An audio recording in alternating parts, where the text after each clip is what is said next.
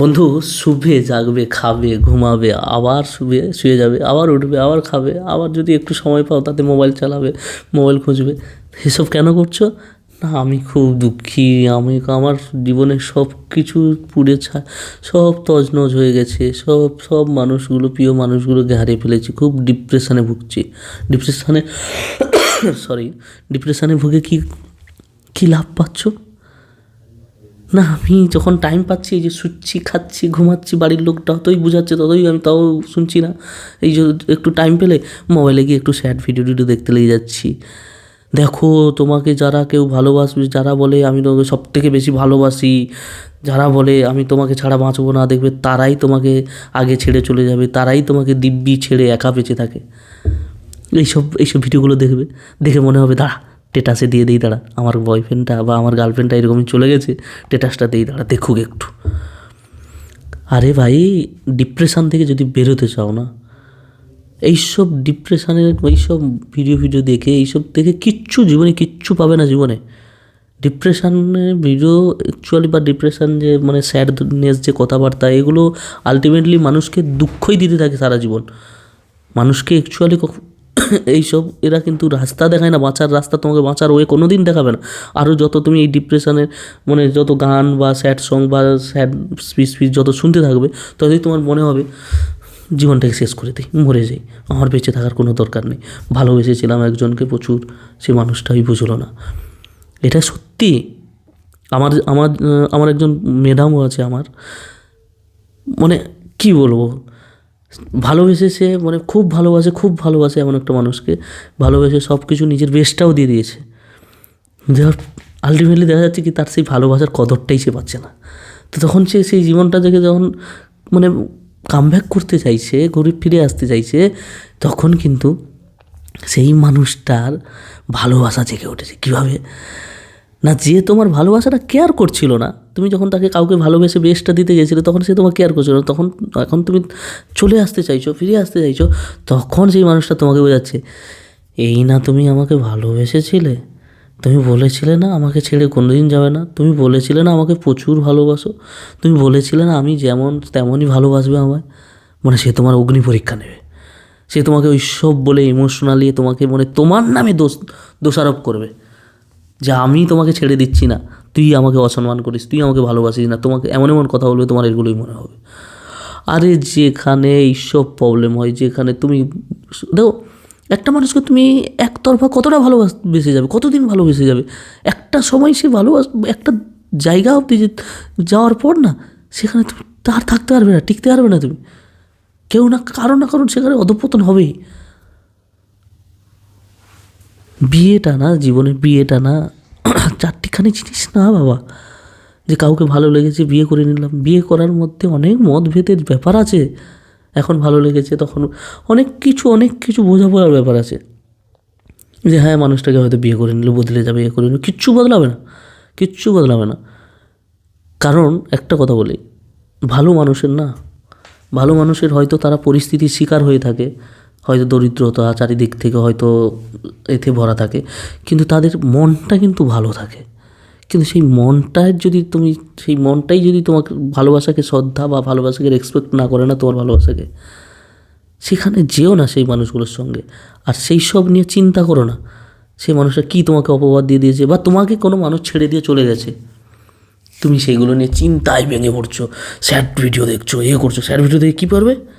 আরে rejection is okay ভাই, rejection তো তার ভাল লাগেনি, তোমাকে না বলে দিয়েছে, বা তুমি যাকে ভালোবেসেছিলে সে মানুষটা হয়তো ভালো ছিল না, তুমি তাই সেখান থেকে বেরিয়ে এসছো, কিন্তু সে মানুষটা উল্টে হয়তো তোমার নামে ব্লেম করছে। তার কারণে কি তোমাকে সেই মানুষটার জীবনে পড়ে থাকতে হবে নাকি? তোমার ভালোবাসাটা আবার প্রুফ দেখাতে হবে নাকি? প্রুফ দেখিয়ে তুমি কী পাবে? আলটিমেটলি কী পাবে? জীবনে কিছু পাবে তুমি? তুমি তোমার বাবা মাকে বা তুমি তোমার ফ্যামিলিকে যদি সম্মান করো, তোমার ফ্যামিলিও তো তোমাকে প্রচুর ভালোবাসে। তো দেখাও, তোমার যদি ভালোবাসা প্রমাণ দেখানোর হয় তুমি তাদের প্রতিও দেখাও।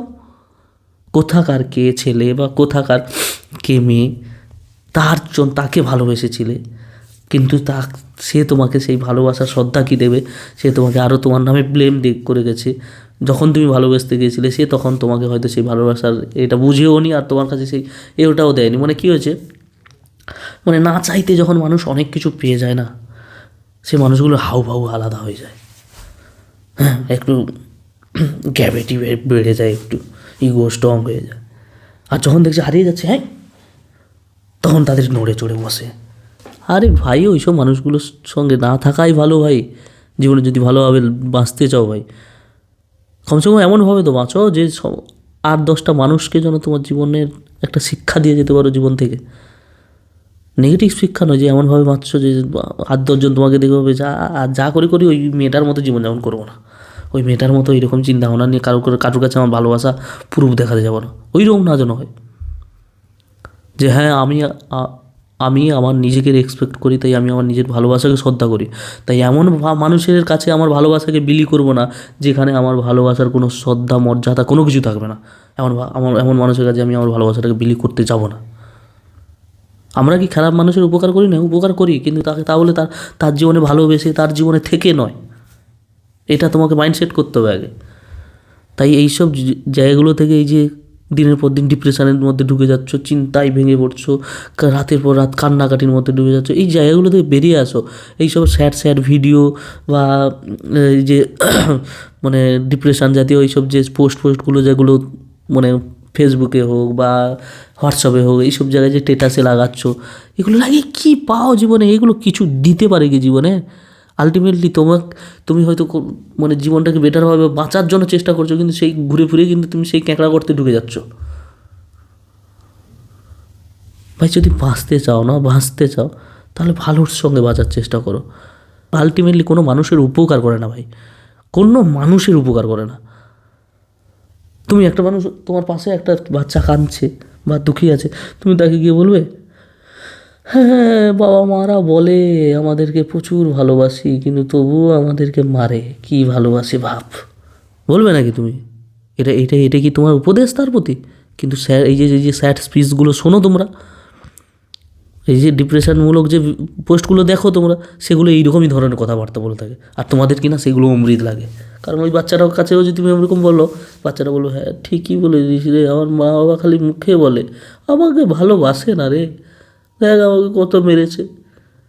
তার কাছে ওই কথাটা অমৃত মনে হবে, তখন সে তার বাবা মাকে ঘৃণা করতে শুরু করবে। স্যাডনেস বা এইসব ধরনের জাতীয়মূলক যে পোস্টগুলো, এগুলো আলটিমেটলি তোমাকে বাঁচানোর রাস্তা দেখায় না ভাই। এগুলো যত দিন দেখতে থাকবে না, তোমার তো মনে হবে আমি জীবনটাকে আজই শেষ করে দিই, এখানেই শেষ করে দিই, আর বাঁচতে ইচ্ছে হচ্ছে না। ভাই, জীবনে বাঁচার অনেক কারণ আছে, ওই একটা কারণের জন্য জীবনকে শেষ করে দিও না। আর এইসব স্যাড এই থেকে বেরিয়ে আসো। তো ভালো থাকো, সুস্থ থাকো, আর এটাই বলবো, দিন রাত এরকম শুয়ে বসে দুঃখে কষ্টে জীবনযাপন করার থেকে কমসে কম একটু ভালোভাবে বাঁচার চেষ্টা করো। হ্যাঁ, আমরা জীবন যাপন করতে এসেছি, জীবনটাকে একটু খোলামেলাভাবে জীবনটাকে দেখো, সমাজটাকে একটু বোঝো, দেখো, একটু বাড়ির থেকে বেরো, রুম থেকে একটু বাইরে বেরো, দেখবে তোমার জন্য আরও বেটার অপশান আছে। একবার তো রুমের দরজাটা খুলে তো দেখো। তুমি ভাবছো তুমি খালি চিন্তায় মরে যাচ্ছ, আমার জীবনে চারিদিকে অন্ধকার অন্ধকার। আরে আমি দরজাটা যদি নাই খুলি, আমার রুমের মধ্যে বাইরের আলোটা আসবে কী করে? আমাকে সেই দরজাটা খুলতে হবে, সেই দরজাটা খুলে আমার জীবনের আর একটা সুযোগ দিতে হবে, আমাকে চান্স দিতে হবে জীবনে। এইভাবে করতে করতেই তো মানুষ এগিয়ে যায় ভাই। নিজেদেরকে, আমার কথাগুলো তোমাদের যদি একটু গায়ে লেগে থাকে না, একটু যদি গায়ে লেগে থাকে, বলবো এইসব ডিপ্রেশন বা এইসব স্যাড ধরনের এইসব জগৎ থেকে বেরিয়ে আসো। এগুলো কিচ্ছু না ভাই। এখান থেকে যারা করার তারা ঠিক, তারা কামানোর যারা করার সব করে নিয়ে চলে যাচ্ছে। এগুলো জাস্ট মানে লাইফে একটা গেমের মতো। যেরকম আমাদের একটা বয়স অবধি এই গেম খেলা ঢুস, এগুলো যেরকম একটা গেম বয়স অবধি ভালো লাগে, ঠিক এগুলো সেই রকমই। এগুলো আলটিমেটলি আমাদের লাইফে সারা জীবনের হাতিয়ার নয়, এগুলো কার্যকর নয় আমাদের জীবনে। ওই জিনিসগুলোকে বোঝার চেষ্টা করো একটু। তো ভালো থাকো, সুস্থ থাকো। কী বলবো তোমাদেরকে, মানে নিজেরা আসলে কী আছে জানো তো, যে নিজে না যদি বুঝতে শিখি না, মানুষ যে যতই বুঝাক না কেন আমরা বুঝি না। তারপরে দেখো তোমাদের মধ্যে বা আমাদের মধ্যে আমরা একটা ম্যাচিওর বা আমরা এমন একটা বয়সের জায়গায় লিড করছি, মানে আমরা কম বেশি সবই বুঝি, কিন্তু বোঝার পরও কিছু করি না। তাহলে সেই জায়গায় অন্য মানুষ আমাদেরকে বুঝিয়ে কিছু করাতে পারবে? সম্ভব না। আজকে আমার আপনাদেরকে এইসব বলাও হয়তো বোকা হয়ে যাচ্ছে। তাই দেখো, এটাই বলবো যে আমার তো মনে হয় এইসব স্যাড বা এইসব ডিপ্রেশান এগুলো কিচ্ছু কাজের না।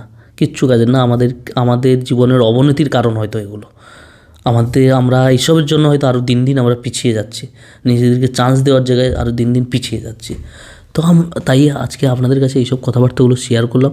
আপনাদের কি মনে হয়, কি মানে আপনারা কি চান জীবনে, যে এইরকমই ডিপ্রেশনের মধ্যে ডুবে থাকতে চান, না বেরোতে চান, জীবনটাকে একটু ভালোভাবে যাপন করতে চান, জীবনটা কীভাবে যাপন করতে হয় অন্যদেরকে শেখাতে চান?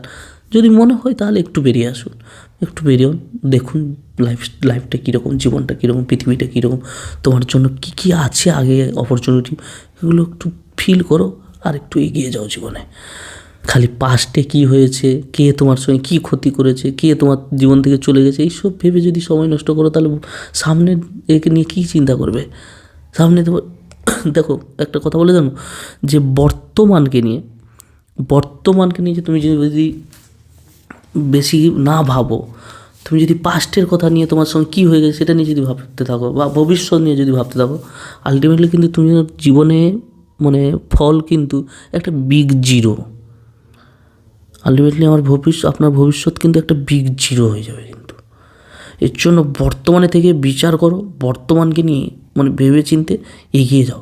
বর্তমানের উপরে ভিত্তি করে যদি তুমি সঠিক চিন্তা ভাবনা নিতে পারো না, আগে গিয়ে তোমার জীবনে তুমি ভালো ফলের একটা কমসে কম উম্মিদ রাখবে, ভালো ফলও পাবে তুমি অবশ্যই। আর শুধু এটাই বলবো, যে সম্পর্কের মধ্যে মানে একে অপরের প্রতি রেসপেক্ট নেই, যে সম্পর্কে শুধু আপনি কিছু দিয়ে গেলেন, লুটিয়ে গেলেন, কিন্তু অপর প্রান্ত থেকে কিছু সে আপনার সেই ভালোবাসাটাকে বা রেসপেক্টটাকে শ্রদ্ধাইটুকু করতে পারছে না, সেই সম্পর্ক থেকে মানে সেই সম্পর্কের মধ্যে থেকেও কিচ্ছু পাবেন না আপনি। তাই সেই সম্পর্ক থেকে বেরিয়ে আসুন বন্ধু, সেই সম্পর্ক থেকে কিচ্ছু লাভ নেই। কারণ আলটিমেটলি একটা সময় গিয়ে মারাত্মক একটা ঝামেলার মধ্যে ভুগবেন আপনি, তখন কিন্তু কিচ্ছু করার থাকবে না। এখন তোমার কাছে সব কুল থেকেও তুমি ডিসিশান নিতে পারছো না, তখন তোমার কাছে কোনো কুলই থাকবে না। তুমি একদম বিষ সমুদ্রেই থাকবে, কোন কুলে যাবে কুলও খুঁজে পাবে না তুমি। তো ভালো থাকুন, সুস্থ থাকুন, তোমাদের নিজেদের পার্সোনাল লাইফ নিজেদের কী মনে হয় তো ভালো থাকুন, সুস্থ থাকুন, আর আপনাদের তো ভালো থাকুন, সুস্থ থাকুন, আর তোমাদের নিজস্ব পার্সোনাল লাইফ ভাই আমার জাস্ট এটা আমার সত্যি আমিও খুব কষ্টের মধ্যে আছি, খুব কষ্টের মধ্যে থাকিও আমি শুধু, কিন্তু আমি সবসময় বেরোনোর চেষ্টা করি। কারণ আমি ফিল করি না, আমার যদি কষ্টগুলো তোমাদের মধ্যে একটু যদি দিয়ে দেওয়া হয় না, তোমরা সেই কষ্টটা সহ্য করতে পারবে না। আমার জীবনে যে কষ্টগুলো আছে এগুলো, কিন্তু আমি সেই জায়গাগুলো থেকে বেরোতে চাই বা বেরোচ্ছি আমি। তাই তোমাদের কাছে আমি শেয়ার করছি যে কীভাবে বেরোবে তোমরা, কিন্তু দিন দিন আমরা সেই জায়গাগুলোয় গিয়ে ঢুকে যাচ্ছি। ডিপ্রেশনের ভিডিও স্টেটাসটাই দিয়ে দিই, দাঁড়া, এর ভিডিওটা খুব ভালো হয়েছে, ভালো কথা বলেছে, একদম আমার বয়ফ্রেন্ডকে নিয়ে, আমার গার্লফ্রেন্ডকে নিয়ে একদম কড়াক কথা বলেছে, দিদি ওইসব ফাউ পক্কর বেঁধে চিন্তা ভাবনা নিয়ে কিছু করতে যাও না। যদি তোমার বয়ফ্রেন্ড বা গার্লফ্রেন্ডকে দেখাতে যাও না, তুমি জীবনে নিজে কিছু করে দাও, লাইফে চেঞ্জ আনো, তবে তার জীবনে থেকে নয়, সে মানুষটা অবশ্যই বুঝতে পারবে যে সে অ্যাকচুয়াল কাকে পেয়েছিল, তার জীবনে কি কোন মানুষটা এসেছিলো, এবং সে কোন মানুষটাকে পেয়েও হারিয়েছে।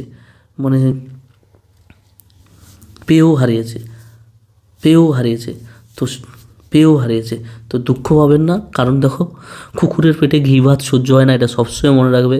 আর ভগবান বা উপরওয়ালা যদি আছে তোমাদের মনে হয়, তাহলে এটাও মনে রাখবে যে আজকে তোমার সঙ্গে যেটা ঘটছে এটা কিন্তু ভালোর জন্য ঘটছে, কারণ তুমি এর থেকে বেটার কিছু ডিজার্ভ করো। এই কথাটা সবসময় মনে রাখবে, আর এটাই মনে করেই কিন্তু এগিয়ে যাবে। এইসব ডিপ্রেশনের ভিডিও দেখবে আর রুমের মধ্যে খাবে আর শুয়ে পড়ে থাকবে, বাবা মা যে যতই বলুক, তোমরা কি জানো আমার জীবনে কি হয়ে গেছে, এইসব বলবে। ওইসব করার মানে ওইসব জায়গা থেকে বেরিয়ে আসো, এইসব চিন্তা ভাবনা থেকে নিজের জীবনে কিছু চেঞ্জ করে দেখাও, নিজের জীবনে চেঞ্জ আনো বন্ধু।